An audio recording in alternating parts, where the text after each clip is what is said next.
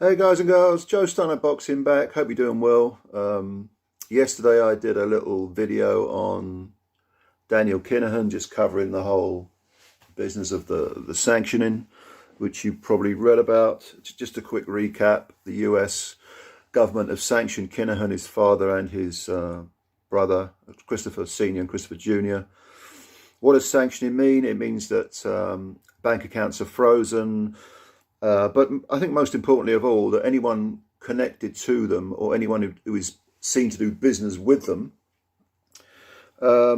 is open to legal procedure. It's actually a criminal activity, or considered to be a criminal activity by the US government if you do business with them.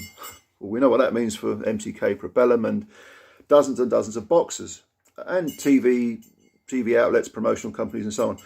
So, tea on the go. So what I wanted to do was I wanted to do a sort of follow-up video, if you like, about the attitudes of, I suppose, anyone, but primarily boxers and those in the boxing community towards Kinahan in the past. It's going to change, of course, because of the situation, but in the past, you've had an awful lot of boxers singing the praises of MTK and, you know, Probellum more recently, and you've had Kinahan being photographed very recently with Maurizio Suleiman of the WBC, and Bob Arum has, if not sung his praises, then come very close to it, and so on and so forth. You know, and a lot of the promoters, Eddie Hearn, well, you know, I only know him through boxing. No, don't get me wrong. You know, all right, okay. That's all very well. And unofficially, Kinahan was not a manager, he was an advisor. And Robert Smith of the British Boxing Board of Control was asked, you know, would Kinahan ever get a manager's license? And he said no. But I think the attitude has been, well, we'll turn a blind eye to everything. We're getting well paid. We're getting well treated. I'm sure they were. And who, in a sense, who can blame them? I mean, the boxers, I'm not talking about the top echelon. I'm talking about the dozens of boxers below that elite tier who are not used to being treated with that amount of respect, who are not used to being to receiving that amount of money. My problem is not really with those boxers, because you don't look a gift horse in the mouth. But I have a big problem with the likes of Tyson Fury, Billy Joe Saunders, and a few others. In fact, other people such as I know Peter Fury gave an interview last year, I think it was, mid last year maybe, where he was asked about Kinahan. He just said, well, he just wants to be with his family, leave him alone. Now, I'm guessing, it doesn't take a big guess, that these people know what Kinahan's about. And if you're going to take that attitude about the leader, or one of the leaders of a drug cartel, you're going to turn a blind eye to it. And if you're going to sing his praises, which Saunders has done and Fury has done, being photographed, you know, as a smiling with Daniel. Look, if that's your attitude and you don't really care about someone who is the head of a cartel, someone who peddles drugs, which ultimately destroy lives, that's fine.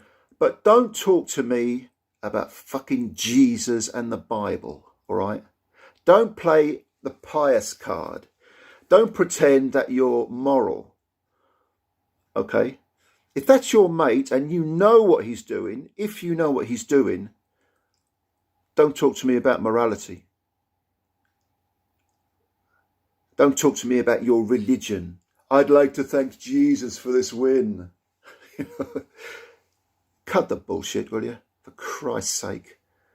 You know, you talk about being men, then be men. Don't talk shit, because that's what you're doing. If you know that this guy is the head of a drug cartel, these are not stupid men, by the way. The Furies aren't stupid. Saunders, despite a lot of his cretinous actions, he isn't stupid. But if they're talking a lot of nonsense about a guy who's a leader of a drug cartel, how moral he is, you know, you're too intelligent to not realise what's gone on. You know damn well, we all know that you know what's gone on. And you're not dumb, you're not naive, you're anything but naive. So cut the bullshit, and especially the religious crap. Cut all that shit out. Because in my opinion, when you talk about drugs, and again, I've said this before in previous videos, but this is kind of a bone of contention with me because I work in the drug and alcohol field. I deal with the criminal justice side of things, with people who have got into trouble with the law because of drugs and alcohol. Their lives have been ruined. Their families' lives have been ruined. Right? Communities have been ruined. So this is a kind of a hot potato subject to me, okay? Because I see it every day. And I see girls come in who've hoarded themselves out because of their addiction, okay? I see relatives of people who want their kids back because their kids have been destroyed by drugs, okay?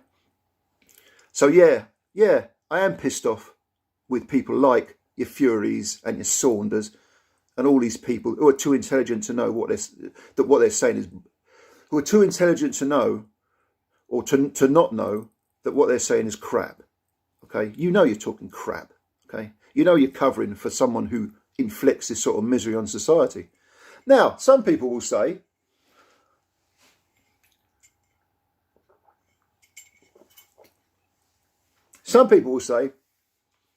if people want to take drugs, they should be allowed to.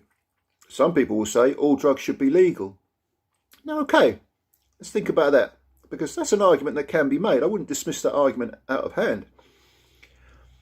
You will get an increase of this sort of misery, degradation, lost souls, all the rest of it. You'll get that, a massive increase if it becomes legal, because more people will have access to it and they'll do it.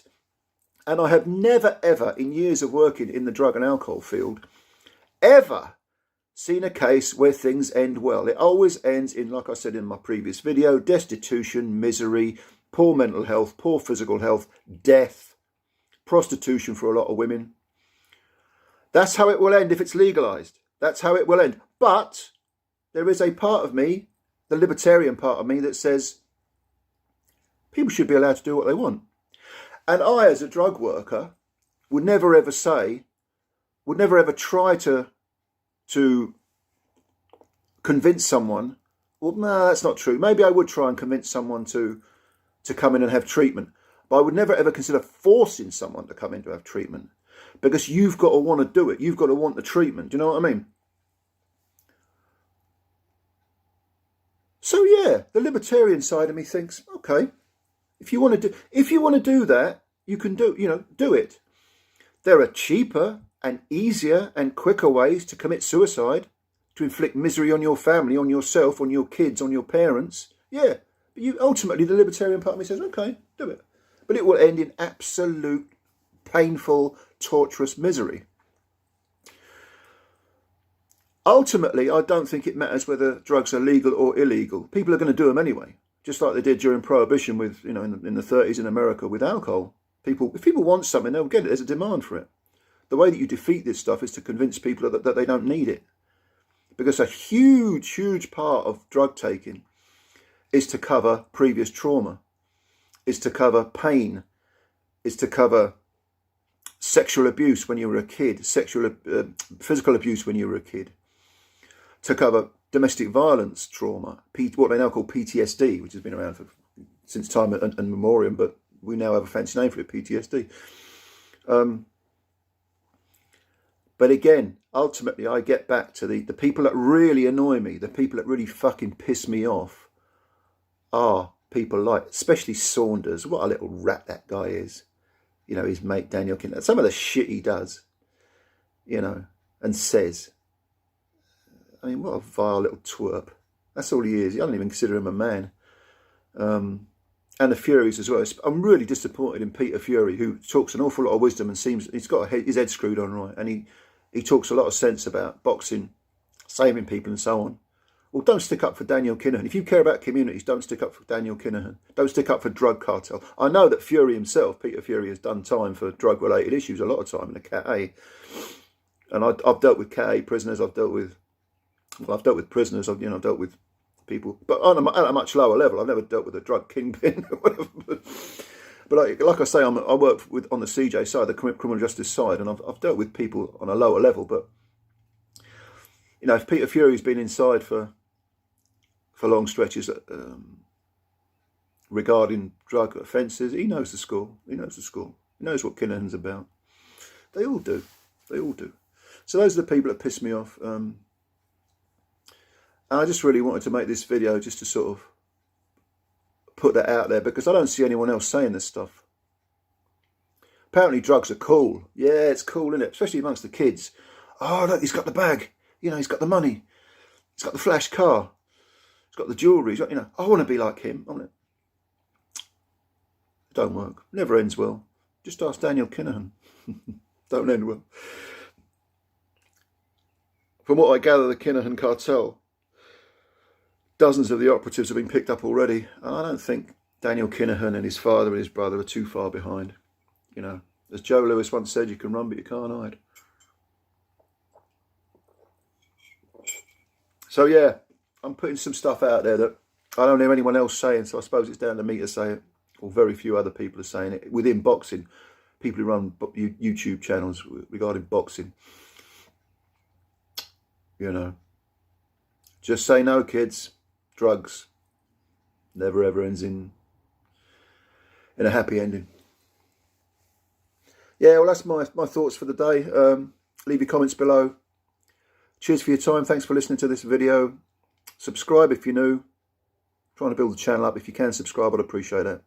You know, much love to all of you. Take care, and we'll speak again soon. Bye for now.